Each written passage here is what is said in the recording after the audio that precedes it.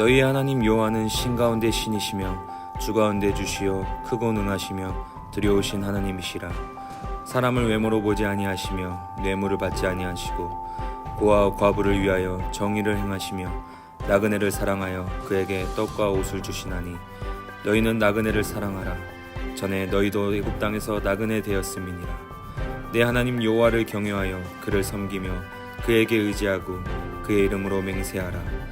그는 내 찬송이시요 내 하나님이시라. 내 눈으로 본 이같이 크고 두려운 일을 너를 위하여 행하셨느니라.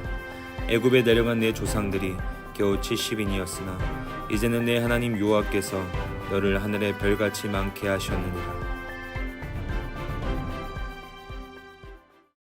오늘 우리가 읽은 신명기는 책의 이름 자체가 두 번째 율법이라는 의미를 가지고 있습니다.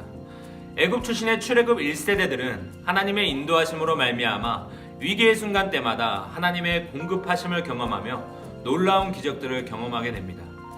하지만 이들은 하나님의 말씀에 불순종하고 온전히 순종하지 않아 가나안 땅에 들어가지 못하고 모두 다 광야에서 죽음을 맞이하게 됩니다. 그리고 광야 출신의 출애굽 2세대들이 출애굽 여정을 이어받아 드디어 가나안 땅을 목전에 두고 모압 평지에 모여 있습니다.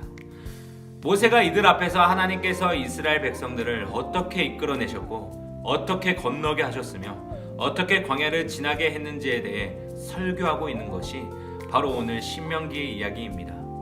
그렇다면 모세는 이 긴 설교를 통해서 도대체 무엇을 이야기하고 싶은 걸까요? 신명기의 내용을 한마디로 압축하자면 기억하라입니다.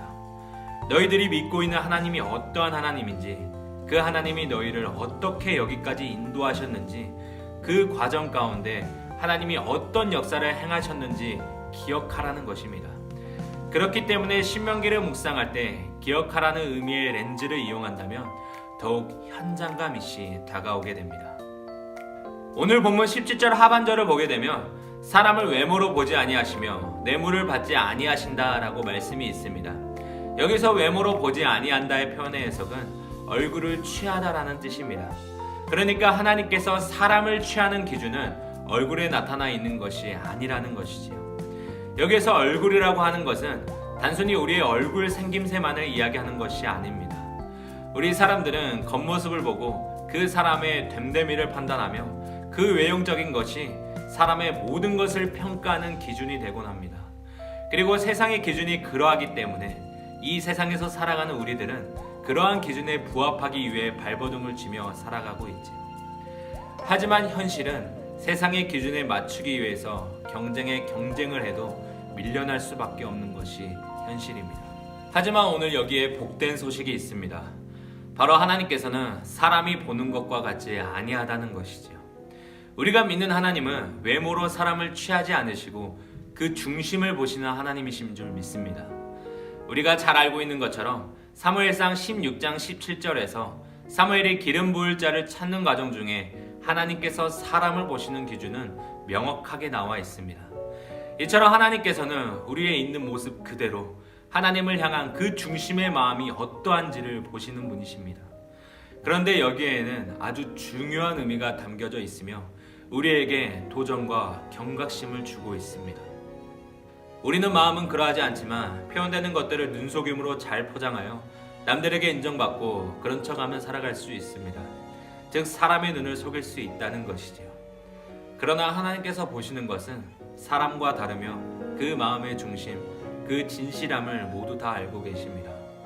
오늘 말씀에서 사람을 외모로 보지 아니한다는 말씀에 이어 뇌물을 받지 아니하신다는 다소 관계없이 보이는 표현을 나열하고 있지만 뇌물이라고 하는 것 자체가 그 사람의 중심이 아닌 외형적 조건에 의해 판단력을 흐리게 만드는 장치입니다. 따라서 사람에게는 그것이 통할지 모르겠으나 하나님 앞에서는 그것이 통하지 아니한다는 것이지요. 하나님께서 우리의 외모를 보지 않으시고 그 중심을 보신다라는 것은 막연한 은혜로 우리에게 다가오는 메시지가 아닙니다. 그럴수록 더욱 우리의 마음을 정비하고 정돈하여 하나님을 향한 형식적인 사랑에서 벗어나 마음과 뜻과 정성을 다해 하나님을 사랑하고 예배할 수 있기를 원합니다. 그런가 하면 이어서 18절에서는 하나님께서 고아와 과부 그리고 나그네를 어떻게 대하시는지에 대해 말씀하고 있습니다. 지금도 그러하지만 그 시대에도 고아와 과부와 나그네는 사회적 약자의 위치였습니다. 그 누구도 관심을 갖지 않는 계층이었지요. 힘이 없다는 이유로, 약점이 있다는 이유로 사회에서 배제된 채 살아가던 자들입니다. 그래서 늘 억울한 일뿐이고 남들에게 미움을 당하며 굶주림에 허덕이며 살아가던 자들이었습니다. 그런데 하나님은 특별히 그들에게 관심을 갖고 일부러 그들에게 하나님의 시선을 고정시키십니다. 친히 그들의 보호자가 되어주셔서 그들이 당하는 억울한 일을 풀어주시고 그들의 삶을 대변해 주시며 그들의 공급자가 되어주신다는 것입니다. 그런 하나님께서 우리들에게 요구하시는 삶은 내가 그러한 것처럼 너희도 나그네를 사랑하라는 것입니다. 그런데 여기서 주목해야 할 것은 우리가 왜 나그네를 사랑해야 되며 그들의 필요를 채워져야 하는지에 대한 근거입니다. 오늘 19절의 말씀을 보게 되면 너희는 나그네를 사랑하라. 전에 너희도 애굽 땅에서 나그네 되었음이니라 하고 말씀하고 있습니다. 쉽게 말하면 개구리 올챙이적 생각하라는 것이지요. 이스라엘 백성이 애굽에서 종생활하며 허덕일 때의 삶을 기억하고 광야에서의 나그네의 삶을 기억하라는 것입니다. 실제로 이스라엘 백성들은 과거에 나그네 신분으로 애굽에 거했습니다. 하나님의 손길이 아니었다면 이스라엘 백성들은 여전히 애굽에서 채찍질을 맞아가며 노예로 살았을 민족이었습니다. 하나님의 은혜가 아니었다면 광야에서 떠돌다가 모두 죽음을 면치 못했을 그런 민족이 바로 이스라엘의 모습이라는 것이지요. 즉 사랑의 빚진 자로서 사랑을 흘려보내는 것은 당연한 은혜의 이침을 잊지 말라는 말씀입니다. 그리고 이 말씀을 오늘을 살아가는 우리에게 적용한다면 우리 또한 예수님을 믿기 이전에 인생의 방향을 잡지 못하고 헤매던 영적인 나그네였다는 사실이라는 것을 알려주고 있습니다. 죄의 올무에 매여 있던 자들이었지만 그런 우리가 예수 그리스도의 대속의 은혜로 말미암아 참 자유함을 얻었고 나그네가 아닌 하나님의 자녀가 되었습니다. 그런 은혜를 받은 우리에게 책임이 있다면 소외된 자들과 하나님의 관심이 머물러 있는 곳에 우리의 시선을 고정시키는 것이지요. 우리는 하나님께 사랑과 은혜를 받은 만큼 마땅히 이뤄가야 할 거룩한 사명이 있는 존재들입니다. 그 사명은 바로 내가 과거에 어떠한 존재였는지, 그때 하나님께서 나에게 어떠한 은혜를 베푸셨는지 그 사실을 기억하며 오늘의 삶 속에서 하나님의 사랑을 흘러보내는 것이지요. 오늘 말씀은 하나님의 자녀로 택함받은 우리가 그 이름에 합당한 삶을 살기 위해서는 기억하라고 말씀하고 있습니다. 그 기억이라고 함은 하나님은 외모가 아닌 마음의 중심을 보는 분이시며 중심을 보시는 하나님께서는 연약한 자와 소외된 자를 돌보시는 분이심을 말하고 있습니다. 따라서 이번 한 주간 마음의 중심을 보시는 하나님께 여러분이 드릴 수 있는 최고의 사랑이 무엇인지 생각해보는 시간이 되기를 바랍니다. 그저 거칠애로 보여드리는 신앙인의 모습이 아닌 주님께 받은 사랑을 기억하며 그 사랑이 필요한 곳에 우리의 시선이 향할 수 있기를 원합니다.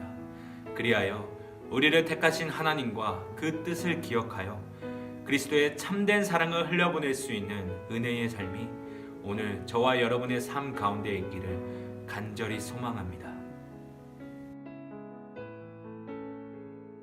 사랑의 하나님 아버지 감사합니다. 오늘도 우리에게 주신 생명의 말씀을 통해 한 주간 승리하게 하여 주시옵소서. 하나님, 우리에게 주신 사랑과 은혜를 기억하여 하나님의 눈길이 머문 곳에 우리의 시선이 향하게 하여 주시옵소서. 죄로 인해 죽을 수밖에 없었던 우리를 살리신 주님의 사랑을 기억하여 그 사랑을 흘려보낼 수 있는 우리가 되게 하여 주시옵소서. 그리하여 거칠애의 신앙이 아닌 늘 우리의 중심이 하나님 앞에 바로 서 있는 그리스도인의 모습이 되게 하여 주시옵소서. 감사합니다. 예수님의 이름으로 기도드리옵나이다. 아멘.